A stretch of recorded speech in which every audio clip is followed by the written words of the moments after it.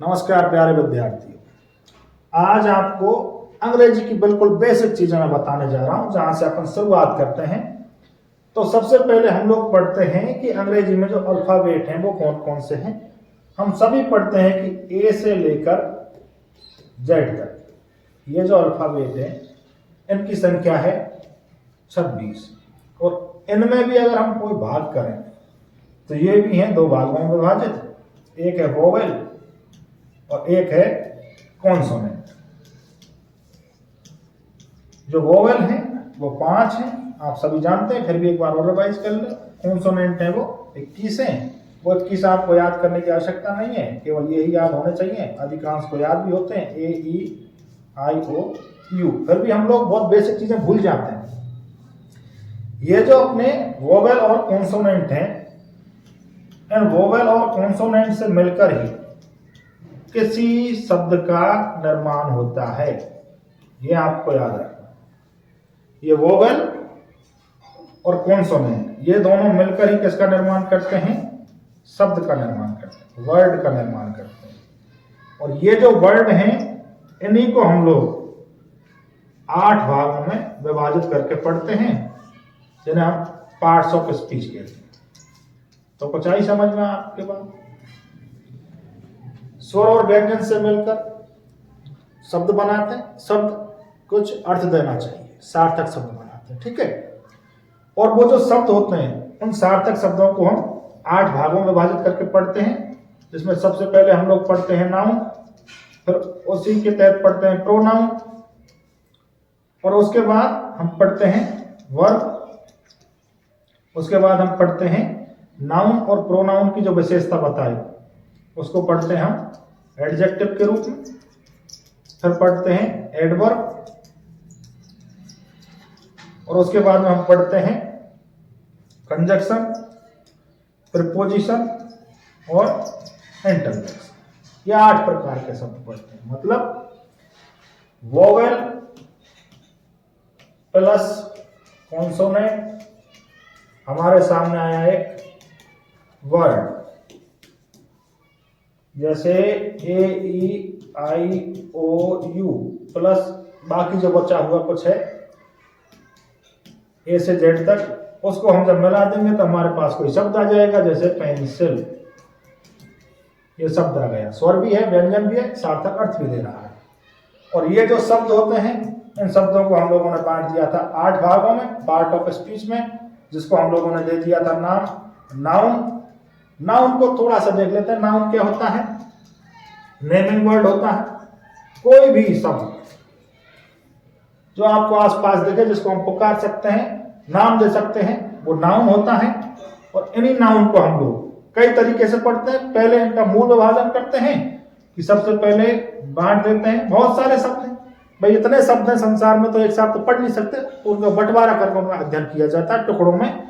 तो पहले हम बता देते हैं कॉमन नाउन, प्रॉपर नाउन,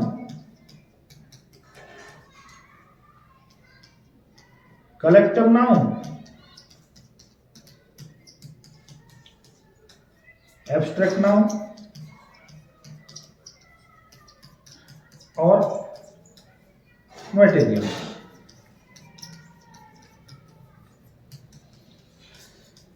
ये इनका सामान्य विभाजन है। साथ ही साथ इनका एक और विभाजन कर देते हैं हम लोग, किसके अनुसार? नंबर के अनुसार, कि एक वचन है संज्ञा या फिर क्या है? बहुवचन, सिंगुलर और प्लूरल।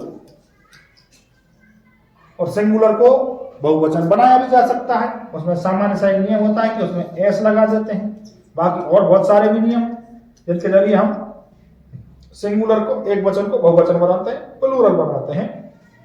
तो ये होता है नाउन। अब कॉमन नाउन क्या होता है, प्रॉपर नाउन क्या होता है, इनको अलग से पढ़ेंगे। एक संपूर्ण जाति का बोध कराए, मतलब बहुत सारे लोगों का एक साथ बोध कराए जो एक जैसे हैं, तो उसको कहते हैं कॉमन नाउन। इसमें हम लिख देते हैं कोई, मान के चलो जैसे हम कहते हैं लोग, बहुत सारे लोग, पीपल, तो क्या है वो? कॉमन नाउन है, जाहिर सी बात है।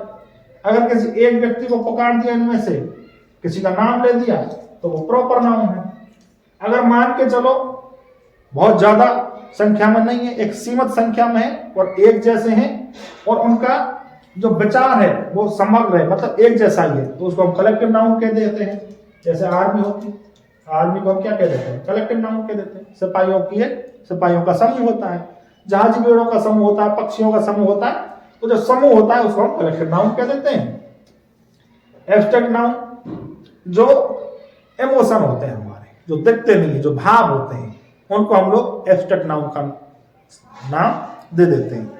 और जो मटेरियल मतलब जो बहुत सारे पदार्थ हैं, निर्जीव हैं, कमरा है, मकान है, दरवाजा है, फलाना ढकाना, कुर्सी, टेबल, ये सब जो नाउन है इनको हम मटेरियल नाउन के अंदर रखते हैं। एब्स्ट्रैक्ट नाउन का आप समझ लें, जैसे क्रोध है, प्रेम है, बहुत सारे इमोशन होते हैं हमारे, ईर्ष्या है, गुस्सा है, इनको हम किस में रखते हैं? एब्स्ट्रैक्ट नाउन में रखते हैं। अभी तक कहेंगे, ये मामूली सा परिचय है, बहुत डिटेल से पढ़ेंगे आगे। तो पार्ट ऑफ स्पीच का ये पहला भाग है, मतलब अभी 7 और है। ये हो गया था नाउन, और इसी नाउन की जगह पर जो हम प्रयोग करते हैं उसको कहते हैं प्रोनाउन। नाउन के स्थान पर जो यूज होता है, ठीक है। तो प्रोनाउन नाउन के स्थान पर यूज होगा, क्योंकि बार बार हम जब किसी नाउन को दोहराते हैं तो दोहराने से सेंटेंस क्या है, थोड़ा सा उबाऊ हो जाता है। जैसे once there was a crow, the crow was very thirsty. One day the crow लिखते हैं तो थोड़ा उबाऊ हो जाता है, हमने लिख दिया वन डे ही, तो जो ही आया है क्रो की जगह वो क्या है? वो प्रोनाउन है। तो दूसरा है हमारा प्रोनाउन। और प्रोनाउन का मोटा मोटा यह है कि ये नाउन के स्थान पर प्रयोग किया जाता है, और नाउन के स्थान पर आता है तो जाहिर सी बात है नाउन का काम करेगा। और नाउन काम क्या करता है?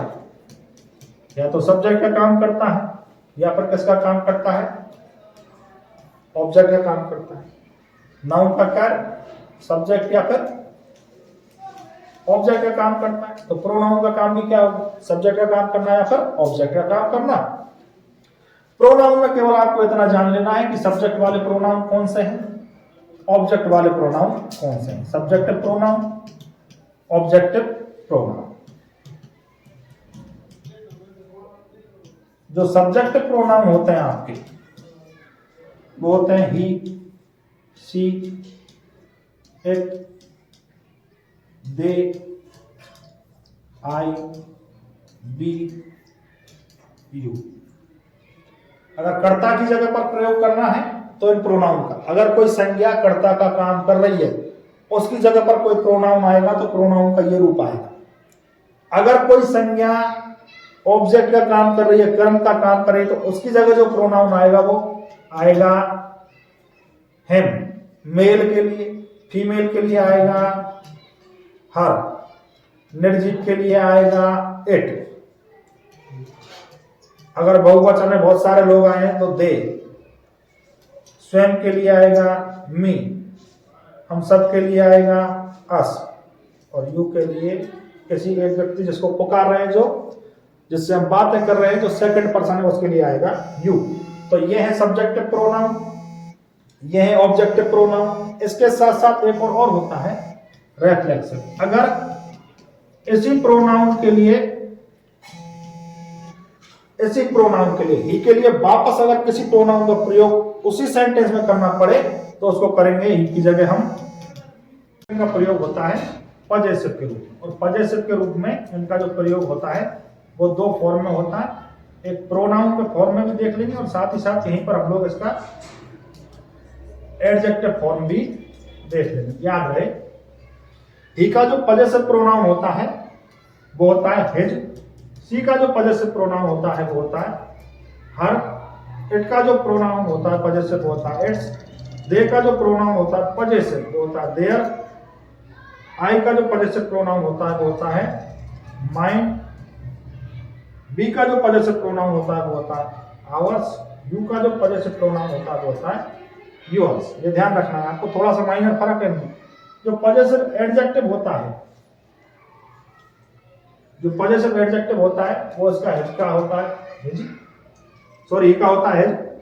सी का जो होता है वो होता है हर, या प्रोनाउन होता है हर्ष, एडजेक्टिव होता है हर। इट का जो पजेसिव प्रोनाउन है वो इट ही है।